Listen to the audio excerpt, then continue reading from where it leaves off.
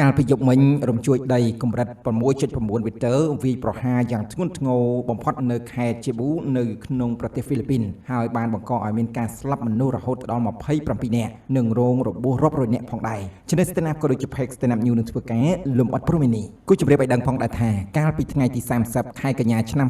2025កន្លងទៅថ្មីនេះគឺមានបាតុភូតហេតុការណ៍មួយបានកើតឡើងគឺរំជួយដីគឺបានកើតឡើងនៅក្នុងខេត្តឈូពូនៅក្នុងប្រទេសហ្វីលីពីនដែលបានបណ្ដាលឲ្យមានមនុស្សស្លាប់អស់រហូតដល់27នាក់និងរងរបួស100នាក់ជាងនេះបើយោងទៅតាមប្រភពព័ត៌មានទាន់ហេតុការណ៍ផងដែរដែលបានបញ្ជាក់ថាការរំជួយដីនេះគឺបានកើតឡើងនៅភាគកណ្ដាលនៅក្នុងខេត្តឈូពូនៅក្នុងវេលាម៉ោងប្រមាណ 9:59 នាទីយប់នៅក្នុងកម្រិត 6.9 មីទ័រជម្រៅប្រមាណ5គីឡូម៉ែត្រនៅក្នុងនោះហេតុការណ៍នេះគឺបានសម្លាប់មនុស្សរហូតដល់27នាក់និងអ្នករងរបួសបាទរហូតដល់147នាក់ហើយទូរលេខអ្នកស្លាប់និងអ្នករបួសកំពុងតែកើនឡើងជាលំដាប់ផងដែរតែទោះបីជាយ៉ាងណាក៏ដោយតាមរយៈព័ត៌មាន